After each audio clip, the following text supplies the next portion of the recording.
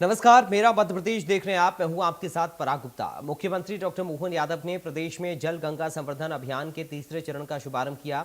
विरासत और विकास की जोड़ी के इंदौर में राज्य स्तरीय कार्यक्रम के साथ साथ प्रदेश के सभी 55 जिलों में नदियों, तालाबों और जल स्रोतों के आसपास जल संरक्षण अभियान को शुरू किया गया। करीब 3.5 महीने तक चलने वाले इस राज्यव्यापी अभियान का समापन 30 जून को होगा। इस अभियान में कुल 18 विभागों एक साथ होकर 18 विभाग काम करेंगे।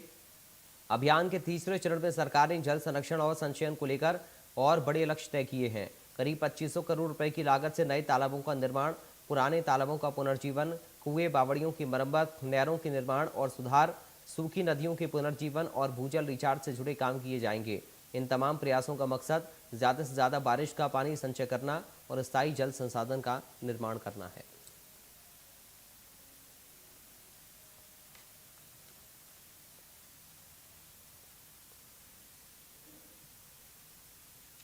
तो जल गंगा संवर्धन अभियान प्रदेश के सभी 55 जिलों में चलेगा। हर जिले में प्रभारी मंत्री के नेतृत्व में अभियान को अंजाम दिया जाएगा। शहरों से जंगल तक हर क्षेत्र में काम होगा। शहरी क्षेत्रों में अमृत 2.0 योजना के तहत जल संरक्षण संरचनाओं का जीर्णोद्धार और नए कार्य होंगे। वन विभाग लगभग 1,30,000 हेक्टेयर क्षेत्र में बोल्डर चेक डैम और ब्लशवुड चेक डैम, परकोलेशन पिट और इसके अलावा लघु सिंचाई परियोजना के तालाबों के पाल की मरम्मत, नहरों की साफ सफाई होगी। इसके साथ ही सभी स्कूलों, आंगनबाड़ी केंद्रों के पेयजल गुणवत्ता की जांच होगी। आसपास साफ सफाई के कार्य भी करवाए जाएंगे। तो ये 2,79,000 से ज़्यादा जल संरचनाओं का न्याय निर्माण और पुनर्जीवन, नदियों, तालाबों, कुओं और बावड़ियों की सफाई और गहरीकरण होगा। नहरों का निर्माण और सूखे पड़े जल स्रोतों को दोबारा से भरा जाएगा। 100 गांवों को प्लास्टिक मुक्त मॉडल तालाब और ग्रेट वाटर प्रबंधन के लिए चिन्हित किया गया। ये जो पहला अभियान था, उसके बाद दूसरा अभियान 72,000 से ज़्यादा जल संरचनाओं का दूसरे अभियान के तहत, दूसरे चरण के तहत निर्माण हुआ। 84,000 से ज़्यादा खेत तालाबों का निर्माण किया गया। जल गंगा संवर्धन का ये दूसरा चरण था। 1,283 अमृत सरोवरों का काम इसमें जारी रहा। जल स्तर बढ़ाने के लिए 1 लाख से ज़्यादा रिचार्ज पिट्स बनाए गए। क्वालिटी चेक के लिए एआई टेक्नोलॉजी से जोड़ा गया।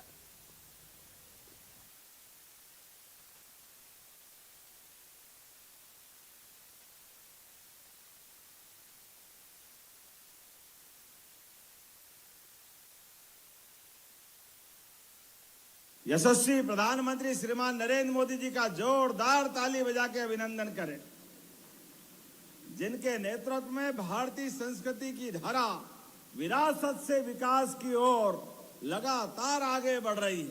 कितना अच्छा लगता है। बनारस, मां गंगा का किनारा और भगवान विश्वनाथ का धाम जगमगा रहा है। कितना अच्छा लगता है। अयोध्या, मां सरयू का किनारा और भगवान राम का धाम आनंद से हिलोरे ले रहा है। बाबा महाकाल भी अपनी क्षिप्रा मैया के आशीर्वाद से, अपनी क्षिप्रा मैया के साथ धार्मिक आध्यात्मिक राजधानी की तरह उसमें बड़ा योगदान अहिल्या महारानी की नगरी से आता है। हमको मालूम है, नदियों का मायका है मध्य प्रदेश। जितनी नदियां मध्य प्रदेश में, इतनी पूरे प्रदेश देश में नहीं है।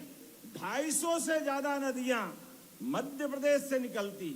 और संयोग ऐसा, हमारा कोई हिमखंड नहीं है, बर्फ का कोई पहाड़ नहीं है, कोई ग्लेशियर नहीं है, लेकिन वन आच्छादित इस रचनाओं से हम जल की समृद्ध धारा से न केवल मध्य प्रदेश, नर्मदा जी के माध्यम से मध्य प्रदेश तो आनंद में है ही, पूरा निवाड़, मालवा और महाकौशल के साथ राजस्थान और गुजरात में भी आनंद की गंगा बह रही है। इसी के साथ जमुना जी के पहले चंबल के माध्यम से, इसी स्थान से, इंदौर से, जाना पाव की पहाड़ी से निकलने वाली चंबल और यहां से आगे बढ़कर गंभीर, क्षिप्रा सबको समाहित करते हुए चंबल खसकती हुई आगे चंबल के इलाके से निकल करके यमुना जी में जाती और यमुना जी गंगा जी की धारा को समृद्ध करती है। हमारे लिए नदियां शरीर के नाते से अगर मानो तो मानव शरीर में जैसे रक्त वाहिनियां हमारे शरीर को जीवन देती है, ऐसी नदियां पृथ्वी माता की धमनियों की तरह काम करती है।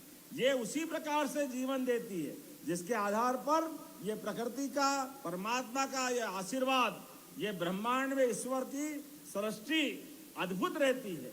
हमारे लिए आज के इस अवसर पर जो जड़ में है वो चेतन में है। पहले 30 दिन का अभियान चलाया, गए बार 120 दिन का था, अब की बार 139 दिन का है। जोरदार अभिनंदन। पूरे 3 महीने तक हर एक पूरे प्रदेश के सभी जिलों में, सभी संभागों में, सभी विधानसभाओं में, हर वार्ड तक, नगरीय निकाय में और गांव में, पंचायत तक 2,500 करोड़ रुपए का हमने अपना राशि रखी है।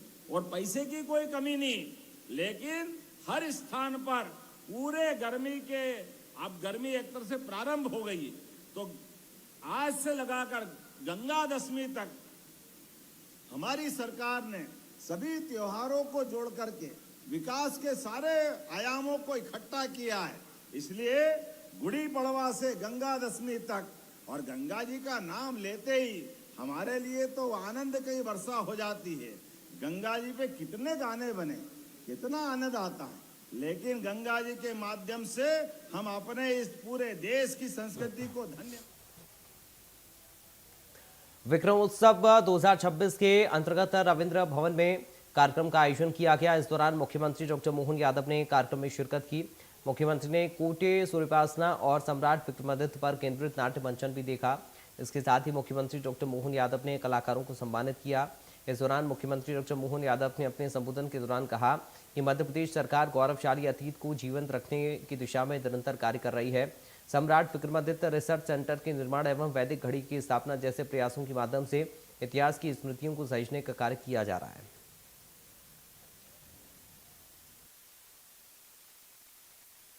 हमारे लिए सौभाग्य की बात है, जैसे मैंने कहा है कि आदित्य के समान चमकने वाला ये हम अपने विक्रमादित्य अर्थात इस चराचर जगत को ऊर्जा कोई देता है तो सूर्य तो देता है। सूर्यनारायण के माध्यम से नक्षत्रों के ऊपर जीवन मिलता है। और हमारे यहाँ सूर्य भी कितने हैं, सूर्य कोटि समप्रभ, हजारों लाखों सूर्य, एक सूर्य नहीं है। जब तक ये ब्रह्मांड रहेगा तब तक इससे जीवन रहेगा। इसलिए हम भगवान को पूछते हैं। अब जिस किसी को पेट में दर्द हो तो हो, हमको कोई फर्क नहीं पड़ता है, ये आनंद तो होना ही चाहिए। इसके माध्यम से हमारी सनातन संस्कृति की धारा का आनंद भी आता है। मेरी अपनी ओर से किसी को नीचा नहीं दिखाते हुए हमने सबको लेकर चलने का ये जो अपनी आदिकाल की परंपरा है, हमारी परंपरा, इसमें कोई पूजा पद्धति का लिमिटेशंस नहीं है, कोई धर्म का कहना नहीं, जिसको जो करना सब करे, लेकिन अंततः देश की सेवा के साथ, देश के साथ एक रस रहे, इतने भाव के आधार पर। इसलिए विक्रम संवत 2083 की आपको बधाई।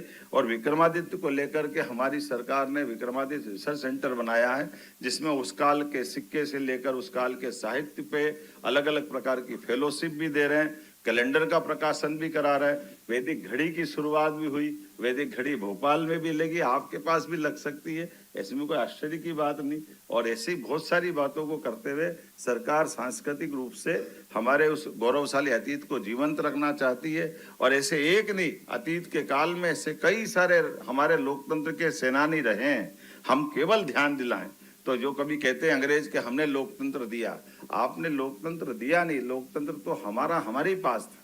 केवल आपने अपने तरह से, जैसा दुनिया चलती है, अगर लोकतंत्र रहता तो राजा अपने आप, आज भी हटा लो ना वहां से, उनके यहाँ कहाँ राज परिवार को हटा करके बात होती। तो लोकतंत्र हमारा हजारों साल से। इसलिए भगवान कृष्ण ने भी द्वारका अगर छोड़ी, द्वारकाधीश के बाद, तो उनके बेटे को उनने शासनकर्ता नहीं बनाया। हमारे लिए हुण जेता यशोधर्मन मंदसौर के पास के हुए, एक और जाति बर्बर जाति थी हुण, उसने भी इस प्रकार से किया। उसके बाद में यशोधर्मन ने अपने पुत्र को राजा नहीं बनाया। ये हमारी गौरवशाली परंपरा है। जब हमारे सुयोग्य लोग, समाज अपने आप निर्धारण करेगा इस व्यवस्था के बलबूते पर। भोपाल में डॉक्टर मोहन यादव ने नए संवत्सर के अवसर पर प्रदेशवासियों को शुभकामनाएं दी। उन्होंने कहा कि पूरे प्रदेश में इस अवसर पर विभिन्न कार्यक्रम आयोजित किए जा रहे हैं। मुख्यमंत्री ने बताया कि सम्राट विक्रमादित्य के जीवन मूल्यों पर आधारित गतिविधियां पूरे वर्ष आयोजित की जाएंगी। उन्होंने कहा कि विक्रमादित्य की न्याय व्यवस्था, दानशीलता, वीरता, सिंहासन की 32 पुत्तियां और बेताल 25 जैसे प्रसंग आज भी समाज को प्रेरित करते हैं। जल संरक्षण को लेकर मुख्यमंत्री ने कहा कि जल गंगा संवर्धन अभियान का तीसरा चरण शुरू हो रहा है, जो गुड़ी पड़वा से गंगा दशमी तक चलेगा। उन्होंने मध्य प्रदेश को नदियों का मायका बताते हुए कहा कि नहर, तालाब और प्राचीन जल स्रोतों के संरक्षण पर विशेष कार्य किए जा रहे हैं। हमारी सरकार के द्वारा इसी प्रकार के कार्यक्रम किए जा रहे हैं। सम्राट विक्रमादित्य के जीवन को लेकर के विविध प्रकार की घटनाओं से जानकारी आए। वैसे तो राज्य सरकार संस्कृति मंत्रालय के माध्यम से विक्रमादित्य शोध संस्थान के आधार पर पूरे वर्ष अलग अलग प्रकार की गतिविधि संचालित करती रही है। विक्रमादित्य एक ऐसे सुव्यवस्था के शासन के प्रतिमान हैं जिनको जीने के लिए आज विश्व सदैव लालायित रहता आया है। विक्रमादित्य और उनकी न्याय व्यवस्था, विक्रमादित्य और उनकी दानशीलता, विक्रमादित्य और वीरता, विक्रमादित्य के नवरत्न, विक्रमादित्य और उनके सिंहासन की 32 पुतलियां, विक्रमादित्य और बेताल 25 कई प्रकार की घटनाओं से विक्रमादित्य सदैव करोड़ों करोड़ों लोगों के हृदय में आज भी जीवंत है। और इतना ही नहीं, विक्रमादित्य काल के उस दौर के समय भारत के निकटवर्ती देशों के अंदर भी उनके शासन की सुव्यवस्थाओं के आधार पर अरब के कई देशों में लाइब्रेरी में उनकी उन प्रकार की घटनाओं के इतिहास के रिकॉर्ड मिलते हैं। विक्रमादित्य काल के सिक्के हों, साहित्य हो, फेलोशिप हो, सब प्रकार की व्यवस्था में भी हमारी सरकार काम कर रही है। लेकिन ये विक्रम संवत के साथ ही ये हमारे कई राज्यों में कई प्रकार के नामों के साथ नए साल की शुरुआत होती है। कहीं हमारे देश के अंदर चेटी चंड के माध्यम से भी इसको स्मरण करते हैं, नव तेरह के नाम से करते हैं, नव रोज के नाम पे करते हैं, गुड़ी पड़वा के नाम से करते हैं। चैत्र नवरात्रि का पहला दिन है। नवरात्रि के पावन पर्व पर शक्ति की आराधना के बलबूते पर में सब शक्ति संपन्न हो और हमारे इस देश की मूल सनातन संस्कृति के साथ प्रत्येक व्यक्ति के जीवन में मंगल ही मंगल हो, ये मेरी अपनी ओर से मंगल कामना। विक्रम संवत 2083 की मंगल कामना। एक और बड़ा काम हम आज इसके साथ जोड़ने वाले हैं। गुड़ी पड़वा से लगा करके गंगा दशमी तक, जून तक हम 3 महीने लगातार हमारे सभी जल स्रोतों पर काम करते हुए गुड़ी पड़वा से इसको हाथ में ले रहे हैं। नदियों का मायका है मध्य प्रदेश। ऐसे में जल संरचनाओं को लेकर सभी प्रकार के नहरों पर, तालाब, कुएं, बावड़ी, प्राचीन जल स्रोत, सभी व्यवस्थाओं पर लगभग 2.25 लाख से ज़्यादा जल रचनाओं पर बीते वर्षों में काम किया है। ये हमारा तीसरा वर्ष है।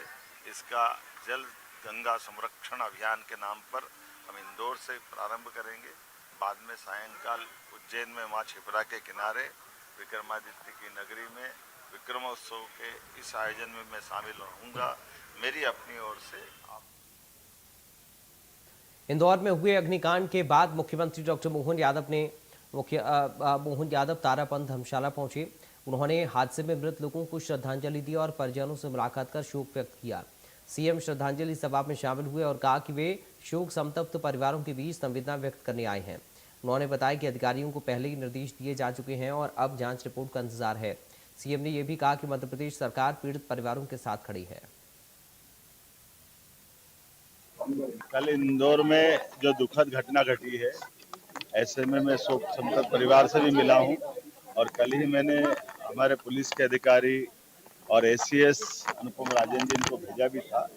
इसके एक्सपर्ट से भी और बाकी चीज़ों से भी आमतौर पर घर के बाहर की ये घटना अंदर तक पूरा घर को काल कवलित कर दे, अंदर से दरवाजे जाम हो जाए, ये बहुत दुखद भी हुआ, बहुत कष्टकारी भी है। लेकिन समूची रिपोर्ट आने का इंतजार करेंगे। मेरी अपनी ओर से परिवार के साथ मैं मिला भी हूँ और अपनी तरफ से शोक करता हूँ और बड़े कष्टकारी घटना है। उम्मीद करेंगे दोबारा। तो फिलहाल मेरा मध्य प्रदेश में अभी के लिए इतना ही। बाकी खबरों के लिए आप बने रहिए।